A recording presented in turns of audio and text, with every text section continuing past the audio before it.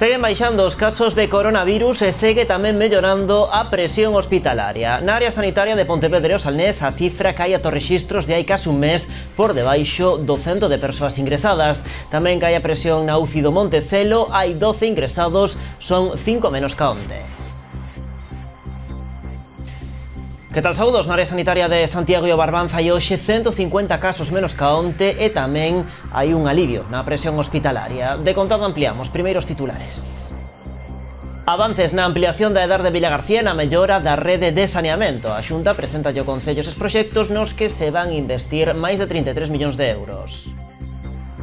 O BNG de Ribeira pide unha investigación sobre os frecuentes vertidos en varios puntos da rede. As praias de Coroso e os Mosqueiros son os máis afectados.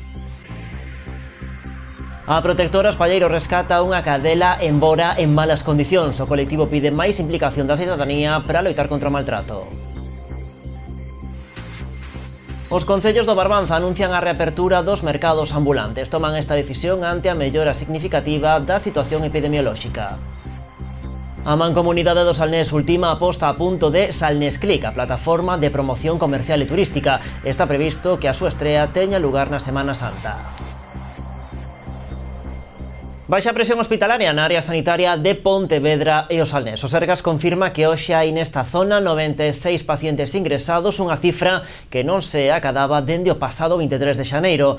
Do total de hospitalizacións, 84 pacientes están ingresados en planta, 67 no complexo hospitalario de Pontevedra, 12 no Quirón Salud Domínguez e 5 no Hospital do Salnés. Ademais, 13 persoas evolucionan na unidade de cuidados críticos. O pasado mércores este dato ascendía a 20. En canto aos casos activos, esta área conta hoxe con 1.537 positivos, son 95 menos ca onte. Ademais, nas últimas horas rexistráronse 143 altas médicas. A peor noticia é que o coronavirus volve deixar unha vítima mortal. Trátase dunha muller de 68 anos que estaba ingresada no Montecelo e que presentaba patoloxías previas. Con ela son xa 142 as persoas que perderon a vida polo coronavirus nesta área sanitaria de Pontevedra e o Salnés dende o inicio da pandemia. En canto aos datos por concellos, Pontevedra mantense con 322 casos activos, son 23 menos ca onte. En Pollo rexistranse 15 positivos menos e o total de contaxios queda en 142. Tamén seguen baixando en Vilagarcía con 7 casos menos, sitúanse nos 122. En Sanxenxo xa están por debaixo do 100, retroceden en concreto ata os 92 positivos. En Cambados hai 60 casos, son 4 menos, en o Grove baixan ata os 30. En Vilanova, pola contra, empeora a situación con 6 novos casos, acadan de novo os 41 positivos. Si, a situación avanza favorablemente na maioría dos concellos, pero hai localidades onde a curva estáse dobregando con maior lentitude. Un deles é o Concello de Meis. A alcaldesa pidelle aos Sergas que se faga un cribado no municipio. E, bueno, en estes outros concellos que parece que ainda non resistimos máis, pois estamos a expensas de o que nos diga o Sergas. Eu, en concreto, do meu concello, xa en 2 ocasións lle pedimos que, bueno, a vista de que non damos mellorado a situación, lle pedimos se consideraban necesario realizar un cribado no Concello de Meis, non? Por agora se nos contestou que os criterios bueno, pues, técnicos nos que se basan que non estábamos nesa situación de precisalo, non? Pero, bueno, non obstante, veremos como vai evolucionando estes días para volver a pedilo, claro. E aínda en Meis, o Goberno local e a organización da Semana Santa de Paradela están en contacto para valorar as posibles actividades a facer dentro do actual contexto. Din que son conscientes de que a maioría dos actos non se van poder celebrar. Vai a ser unha Semana Santa tamén distinta, distinta ca de sempre, o que queríamos facer unha Semana Santa normal, pero non vai a poder ser. E tamén vai a ser distinta que o ano pasado, pero sí que vai a haber algún tipo de actividade pois, para manter viva, non, a llama da Semana Santa de Paradela, e esperemos que para o ano que ven xa por fin pois, podamos ter unha Semana Santa normal e que pois, todas as cuestións que teñamos en riba da mesa xa para o ano pasado e para en canto a novedades, non, que sempre se levan a cabo, pois levalas a cabo. Seguimos cos datos. Nova baixada dos casos activos na área sanitaria de Santiago e Barbanza. Hoxe descenden atos 1467, son 150 menos que onte. Tamén segue baixando o número de hospitalizados, que pasa de 131 a 125, dos que 26 precisan aínda de coidados intensivos. Os datos son tamén moi esperanzadores na comarca do Barbanza, onde Lousame, Muros e Outes seguen cunha incidencia acumulada por debaixo de 150. Na mesma situación están a Pobra, con 12 positivos, e Porto do Son e Noia, que contabilizan 13 casos cada un. Rianxo, Boiro e Ribeira tamén melloran os seus rexistros, con 18, 28 e 52 casos en cada concello. Os tres reducen a incidencia por debaixo de 250 casos por 100.000 habitantes. Avances na ampliación da idade de Vilagarcía e na mellora da rede de saneamento. A Xunta presentoulle esta mañá ao Concello eses proxectos nos que se van investir máis de 33 millóns de euros. O Goberno galego pide a máxima celeridade posible na tramitación urbanística para poder materializar esas obras. Por unha banda, a ampliación da depuradora de Ferrazo e pola outra, a construción de 2 tanques de tormenta na marxe esquerda do Con e a renovación da rede na avenida Rodrigo de Mendoza. Son os proxectos que esta mañá a Xunta presentou ao Concello de Vilagarcía a través dunha reunión telemática. Sobre a mesa, 33 millóns de euros para dar resposta aos problemas de saneamento e depuración na localidade. A intención do Executivo galego é licitar as actuacións este mesmo ano. As perspectivas e a planificación que manexamos é que a mediados deste mesmo ano, se o Concello pon os terreos a disposición e avanza nos trámites correspondentes, podamos licitar esa nova rede de colectores, esos 2 novos tanques de tormenta de 10 millóns de euros, e a finais deste mesmo ano, pois a nova ampliación da depuradora actual de Vilagarcía. O Concello salienta que os seus cometidos están xa moi avanzados coa compra do terreo do Triángulo de Vista Alegre e a redacción do expediente urbanístico para posibilitar a obra de dar. Neste caso, o Goberno galego pide a Rebella un último esforzo. E o que pedimos é, agilidade administrativa no procedimento urbanístico, que é importante para o cambio de uso na parcela que precisamos para ampliar a depuradora, e son 33 millóns de euros do Goberno galego ao Concello de Vilagarcía para axudalo nas súas propias competencias que ten o Concello de saneamento e depuración, e seguir avanzando nesa ría da Arousa, que levamos moito traballo feito. A consellera aproveitou para poñer en valor a importancia destas intervencións para avanzar na necesaria recuperación integral da ría. Lembrou que xunto coa do Burgo na Coruña, a da Arousa é a primeira que conta cun plan de saneamento integral, que mobilizou xa preto de 70 millóns de euros e que inclúe outros 44 máis. Son 70 millóns de euros xa invertidos na ría da Arousa, no mellorado de saneamento, e queremos invertir 44 millóns de euros máis neses concellos Vilagarcía, Cambados e Vilanova, co obxectivo de seguir mellorando a calidade das augas das rías, polo noso marisqueo, pola nosa pesca, polo turismo, pola saída pública. As obras previstas en Vilagarcía serán financiadas con fondos europeos do programa FEDER. Ainda falando de saneamento, BNG de Ribeira volve denunciar as constantes verteduras á ría que se rexistran en varios puntos do municipio. Piden ao Concello que abra unha investigación para determinar as causas dos episodios contaminantes que se deron nas últimas semanas tanto nos Mosqueiros como en Coroso. A través dunha iniciativa que veñen de rexistrar no Concello, os nacionalistas de Ribeira demandan unha solución ao problema das verteduras que se rexistran con frecuencia en varios puntos da rede. O lugar dos areiros e as praias dos Mosqueiros en Castiñeiras e Coroso en Ribeira son algunhas das zonas máis afectadas con verteduras recorrentes, como esta que hai tan só uns días se rexistraba na zona do río do Areal ribeirense. En Coroso, o outro día, esta arqueta que temos aquí detrás estaba rebordeando aguas pluviais e aguas fecais. En Mosqueiros reventou a tubería e no verán, no mes de agosto, tamén verqueu, e agora tamén que reventou a tubería.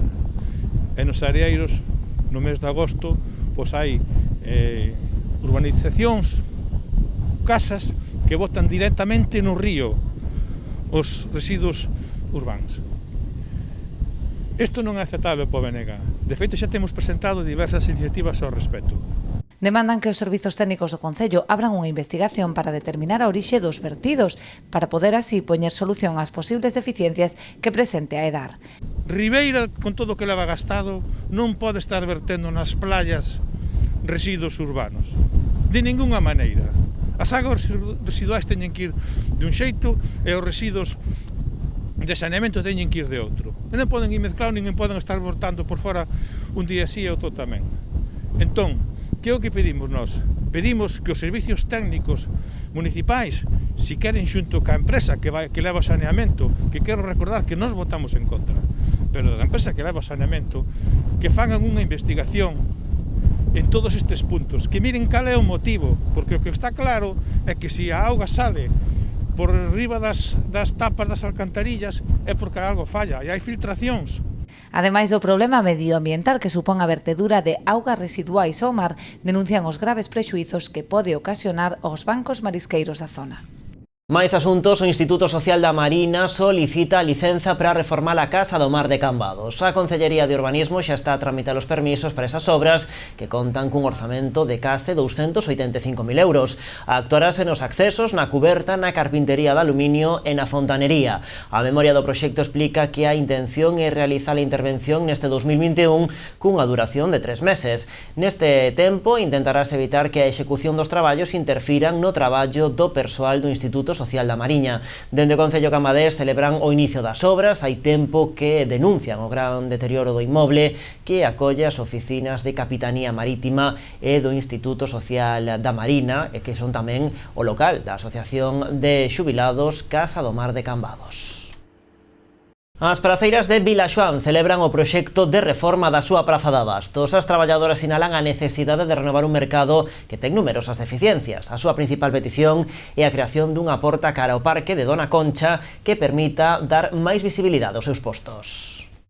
Despois de moitos anos de reclamacións por parte dos veciños de Vilaxoán, o Concello de Vilagarcía renovará a praza de abastos de Vilaxoán. O goberno local xa encargou a redacción do proxecto. As praceiras sinalan que a reforma é moi necesaria. Hombre, pois a min pareceme estupenda, xa tocaba, levamos un tempo solicitando esas axudas e parece que agora que sí, que vai en serio, que están dispostos a decentarnos aquí un pouco todo. Bueno, pois pareceme boa idea, porque as instalacións, a verdad, pois necesitan unha mellora, e ver se vai déstalo.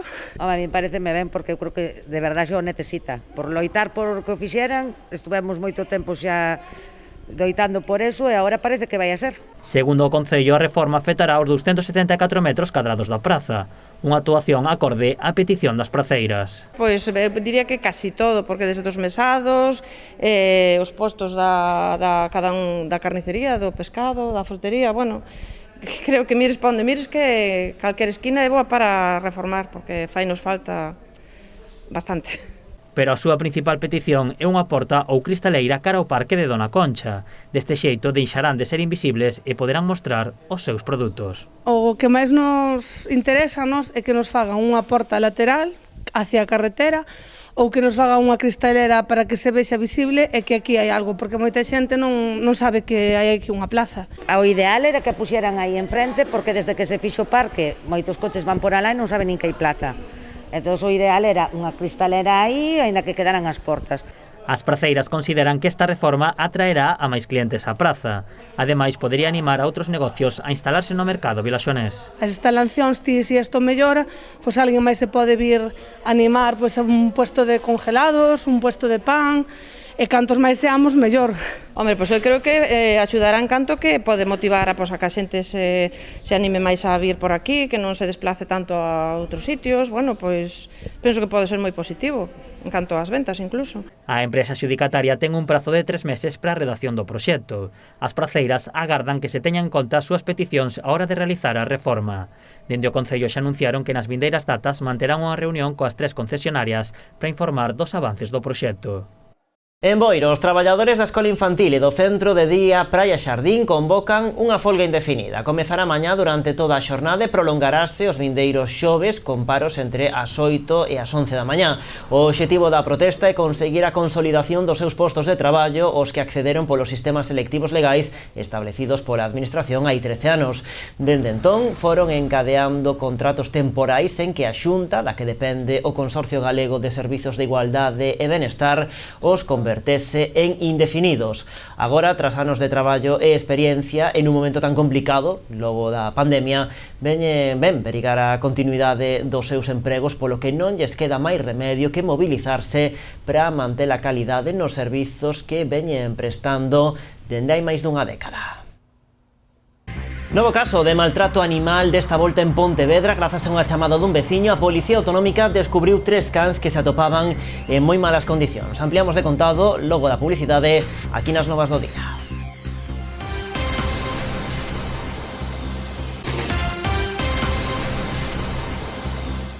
Seguimos nas Novas do Día en Canal Rías Baixas. Novo caso de maltrato animal desta volta en Bora, en Pontevedra. Grazas a unha chamada dun veciño, a Policía Autonómica descubriu 3 cans que se atopaban en malas condicións nunha leira particular desta parroquia. A protectora Os Palleiros puido rescatar a unha delas, pero os outros 2 permanecen nesa vivenda. Ela é Chita, a cadela que foi rescatada onte pola protectora Os Palleiros nunha vivenda en Bora. Todo comezou o pasado venres cando un veciño alertou a Policía Autonómica da mala situación na que se atopaban 3 cans. Había 3 perros, los 3 encadenados, 2 se quedaron allí, no nos los quisieron ceder, sí tenían como una caseta, pero la que nos trajimos nos la cedieron porque estaba en malas condiciones, de hecho estaba atada con una largadera, un cable de la luz, y no tenía ni agua, sí tenía comida, pero no tenía agua ni dónde resguardarse. A pesar de que a Policía Autonómica intentou que o propietario entregase os 3 cans, a protectora soamente puido rescatar a un deles. Los otros 2 les dieron un ultimátum. Luego, en 15 días tienen que mejorar su situación. No pueden estar atados, tienen que tenerlos bien y en 15 días la autonómica va a pasar por allí. Si esas condiciones no mejoran, luego sí se los van a incautar y pasarían a nosotros. Chita foi atopada nunhas pésimas condicións hixiénico-sanitarias, pero por sorte xa se recupera na protectora de Campañó. Tiene cositas de no haber sido nunca atendida de forma ni veterinaria, ni bañarla, ni nada de esas cosiñas, pero bueno, por lo menos es una perriña que es sociable y bueno, que pronto se recuperará. Dende Os Palleiros piden á cidadanía que siga colaborando en situacións como estas, xa que a súa axuda pode ser crucial para moitos cans. Es importantísimo, importantísimo, porque hay perros que realmente están en condiciones espantosas. Tenemos constancia de más casos que al final poco puedes hacer, porque están en una propiedad privada, tienen dueño y no queda más que denunciar y que insistir. Pero ¿qué es eso? Que el simple hecho de que se denuncie, que la policía, ya sea la local, ya sea el Seprona, la autonómica, se persone allí y por lo menos obliguen a que esa gente los tenga bien o que nosotros nos tengamos que hacer cargo, para el perro es una nueva oportunidad. Ferido un home de 46 anos nun accidente doméstico en Xile, en Meaño. Estaba a traballar cunha motoserra na súa casa cando perdeu o control da máquina. A serra perforou a bota á altura do nocello, facéndolle unha ferida importante na perna. O suceso mobilizou a policía local e tamén o 061. Finalmente, o home tivo que ser trasladado en ambulancia ata o Hospital Montecelo de Pontevedra para ser atendido desa ferida. Máis asuntos, o Concello de Noia segue a dar pasos para dotar de maior accesibilidade a todo o municipio. Grazas a unha achega da Deputación da Coruña, está a executar a mellora integral da Rúa Calzada que conecta o núcleo urbano de Noia coa parroquia de Santa Cristina. O investimento de máis de 238.000 euros, cofinanciado pola Deputación da Coruña e o Concello de Noia, suporá unha remodelación integral da Rúa Calzada, ademais de corrixir as deficiencias que presentaba a rede de saneamento e o problema de desaugue de pluviais que discorrían pola calzada, procederase á pavimentación da estrada cunha nova capa de rodaxe e a construción de beiras rúas. Ese investimento vai a estar, digamos, concluído prácticamente en cuestión de 2-3 semanas nesa, digamos, normalización do tránsito nesa rúa. Contémplanse tamén unha serie de rexillas e de desviacións do volumen de agua de chuvia e das aguas pluviais que discurrían por riba da carretera, causando en determinados momentos problemas a algunhas vivendas, que tamén vai a quedar correxido con esta actuación. Aproveitarase esta intervención para incrementar a accesibilidade na zona, posto que había puntos nos que non era posible o tránsito de persoas con mobilidade reducida. Tamén se flexibilizará a rasante das beiras rúas para nivelar aquelas vivendas que na anterior reforma quedaran a unha altura desigual, polo que precisaban salvar varios escalóns para acceder ao seu interior. Vai a ter tamén unha incidencia positiva para determinadas vivendas ou para determinados inmobles que no seu día, cando se fixo fai aproximadamente 20 e pico ou 30 anos a reforma anterior, quedaron con escalóns, estaban, digamos, tiñan que que para poder acceder á beirarrúa ou acceder á estrada tiñan que salvar unha ou dúas escaleiras, co cual era imposible que aí pudese entrar nesas vivendas unha persoa con mobilidade reducida ou unha persoa con cadeira de rodas. E agora, aproveitando esta obra, e foi tamén unha demanda que nos trasladaron algún dos veciños, pois o que se fai é adaptar, variar as rasantes e flexibilizar as rasantes das beirarrúas de tal maneira que, unha vez que se fai este investimento para o saneamento e a pavimentación do vial, pois polo menos as súas vivendas queden tamén accesibles. A instalación de luminarias e a nova sinalización virán complementar as actuacións nesta vía que, ademais de conectar o casco urbano coa parroquia de Barro, supón o principal acceso ao cemiterio de Santa Cristina. E a Xunta xudica por máis de 180.000 euros unha nova parcela no Parque Empresarial de Espiñeira, en Boiro. O terreo de solo bonificado ten unha superficie de máis de 2.500 metros cadrados. A empresa xudicataria dedicada á fabricación de bolsas e material de embalaxe puido beneficiarse dunha bonificación de preto dos 75.000 euros no valor final da parcela. Seguimos en Boiro porque o Concello vén de recibir unha axuda con cargo ao PEL Concellos da Deputación da Coruña que vai posibilitar a contratación de 4 peóns destinados a servizos municipais. O importe da subvención supera os 100.000 euros. As novas contratacións estarán ligadas a tarefas de mellora na rede de sumidoiros, en accesos a núcleos de poboación e pavimentación das vías públicas. O persoal a contratar deberá estar en situación de desemprego e atoparse en algunha das seguintes situacións de exclusión laboral: ser maior de 45 anos, ser desempregado de longa duración, ter algún tipo de discapacidade, ser vítima de violencia de xénero ou en situación de drogodependencia. O proceso selectivo para a presentación de solicitudes abrirá nas vindeiras semanas e as bases publicaránse a través da web do Concello. E o Concello de Ribeira continúa co seu plan de mellora da seguridade en todo o casco urbano. Esta semana deron inicio os traballos para dotar de semáforos a rúa Romero Ortiz, que tras a humanización das rúas próximas ao Concello soporta un gran volume de tráfico. Vanse instalar 6 semáforos tipo LED para garantir o aforro enerxético. Ademais de regular a circulación entre esta vía e a rúa Cervantes, alternarán o paso de vehículos nun treito especialmente estreito próximo á Praza de Compostela. Unha vez finalizada a instalación, a rúa Romero Ortiz converterase na terceira zona da cidade en contar con regulación de semáforos logo das actuacións acometidas no Paseo do Malecón e na avenida Miguel Rodríguez Bautista. Os concellos de Rianxo, Boiro, A Pobra e Ribeira anuncian que van reabrir de xeito gradual os seus mercados ambulantes semanais. Toman esta decisión ante a mellora da situación epidemiolóxica. A partir desta fin de semana e de forma gradual volverán a celebrarse os tradicionais mercadiños ambulantes nos 4 concellos do Barbanza. A mellora da situación epidemiolóxica foi unha das razóns que levou os concellos a toma desta decisión. Farano ademais con todos os postos abertos dende téxtil a calzado, pasando polos complementos e a alimentación ou as flores. Pois decidimos tamén impulsar a celebración dos mercados a partir desta semana, finais e comezos da semana que ven. Iremos normalizando os mercados, evidentemente, cando falo de normalizar, con todas as normas de protección que teñen que seguir, tanto os usuarios, temas de aforo, temas de control policial dos aforos. Cada un dos concellos irá comunicando as datas de apertura de forma gradual. Así preténdese recuperar este servizo tan importante para os veciños da comarca e tamén brindar o maior apoio aos propios comerciantes ambulantes, un sector que veu moi prexudicada a súa actividade por todas as restriccións derivadas da pandemia. É un sector que estaba con moita necesidade de comezar a traballar.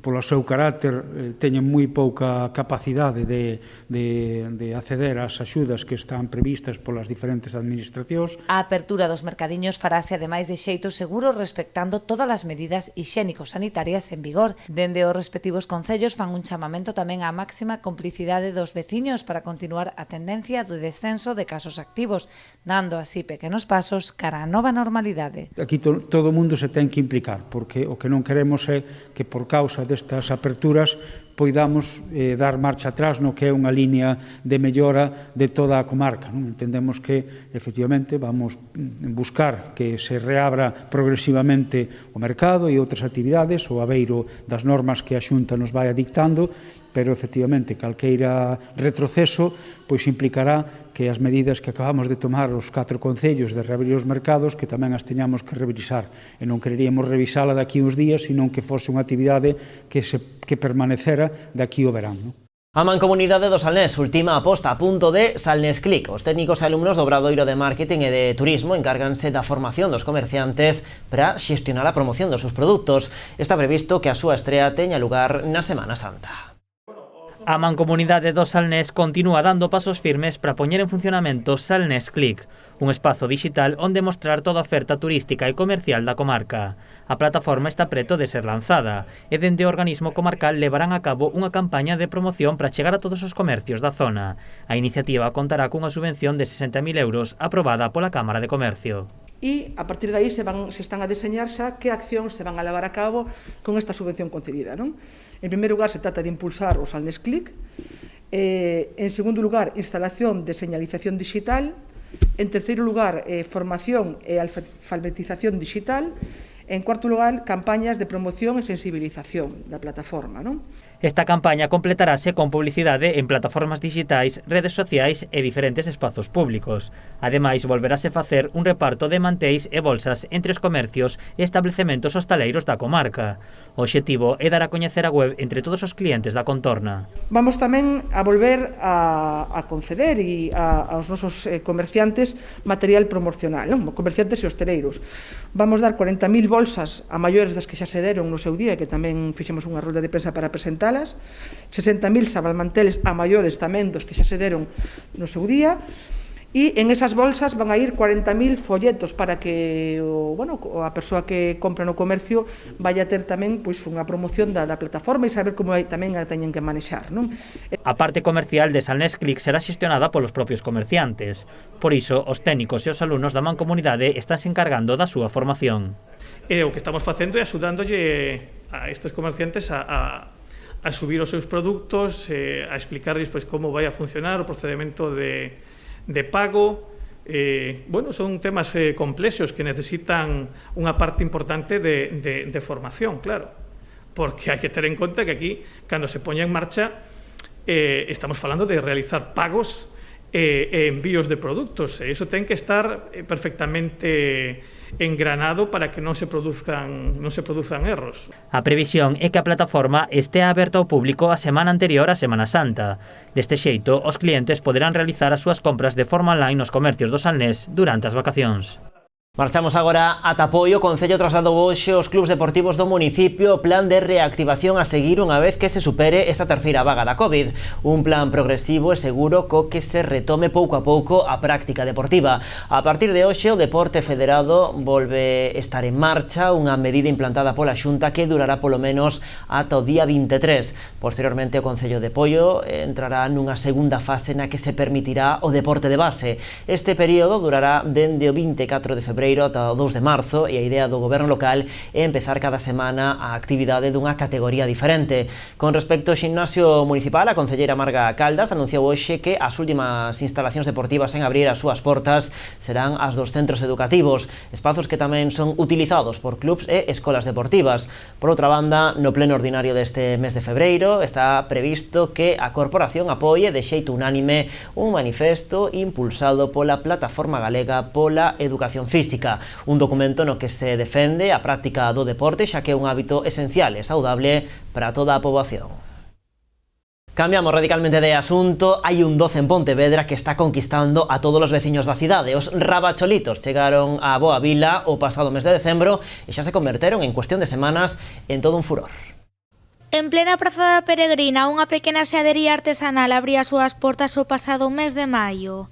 A pesar de estar en plena pandemia, os seus produtos namoraron rápido a todos os pontevedreses, pero sen dúbida o cume chegou en decembro. Rubén decidía crear estes rabacholitos, mini croissants que se converteron xa no doce máis popular da cidade. La idea empezó sobre el mes de octubre.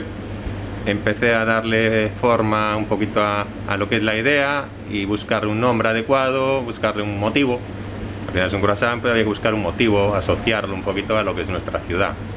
Y entonces así surgió la idea de que, bueno, como tengo aquí el loro Rabachol, que tengo aquí la estatua aquí a 5 metros, el local este es donde fue la farmacia, donde vivió el loro en su momento, a principios del siglo pasado. Y entonces es un poquito un homenaje al loro. Con chocolate negro, con chocolate con leite, con chocolate branco y ata con almendras tostadas. Todas las variedades triunfan entre os pontevedreses. La verdad, desde el principio, el primer día que lo saqué al mercado, el mismo primer día ya duró media hora las primeras jornadas, que eran mucho menos que las de ahora, por supuesto, pero en el primer momento, tanto por redes sociales, la gente, el boca a boca, y muy bien, la verdad, mejor creo que no se puede, y más en los tiempos que corren, que todo es más difícil. Avanzar ahora es más complicado, hacer más viable un negocio es más difícil, porque bueno, tenemos todo lo que tenemos, confinamientos y menos gente en la calle y todo esto. Entonces, la acogida no me puedo quejar, la verdad, inmejorable. Iso sí que ninguén intente facelos na casa, porque a receita, como non podía ser de outro xeito, é secreta. Es sencilla, pero bueno, sí, tiene unos toques, unos matices que hay que de ajustar en el sabor para que salga así de rico. Rubén chegou a vender ata 800 unidades nun só día e moitos pontevedreses interesáronse xa en enviar caixas como esta a outros puntos do territorio nacional. Datos que demostran o éxito que están a ter estes rapacholitos, porque, sen dúbida, están descaradamente bos. Seguimos en Pontevedra porque este ano as rúas da cidade non se poden encher da alegría e da troula das comparsas, pero o entroido está moi presente na internet. A través das redes sociais e da páxina web do Concello, os pontevedreses poden gozar estes días dunha pequena historia dos fitos máis importantes do entroido, e todo grazas a unha exposición virtual de 250 fotografías, imaxes que lembran a historia destas festas dende o ano 85 ata a actualidade. Na canle de YouTube, os veciños tamén atoparán videochamadas de persoas imprescindibles nestas datas. Tamén, como non podía ser de outro xeito, o loro Rabachol estará moi presente este ano, unha forma diferente de seguir revivindo o entroido e de seguir mantendo as ganas de cara aos festexos do 2022. E Vilanova vai quentando motores para o seu momo máis atípico. O Concello e a organización da festa lanzaron unha publicación en redes sociais dando algunha que outra pista sobre o que vai pasar este domingo. Na grabación vese un grupo de persoas disfrazadas como os que asaltaron o Capitolio dos Estados Unidos e mesmo como toman a casa do Concello de Vilanova, onde están o alcalde e o tenente de alcalde coas mans en alto. Outro anda cavando unha tumba e hai tamén por medio un xeneral e, por suposto, o coronavirus, que tampouco falta a cita. De aquí ao domingo prometen ir dando máis pistas, mantendo o segredo de quen é este ano momo, como manda a tradición. O único certo é que a figura vai arder como sempre, a ver se o tempo finalmente acompaña. Marchamos, a actualidade continúa en canalriasbaixas.com e tamén nas nosas redes sociais. De contado chega o tempo, graciñas por estaren aí, adeus.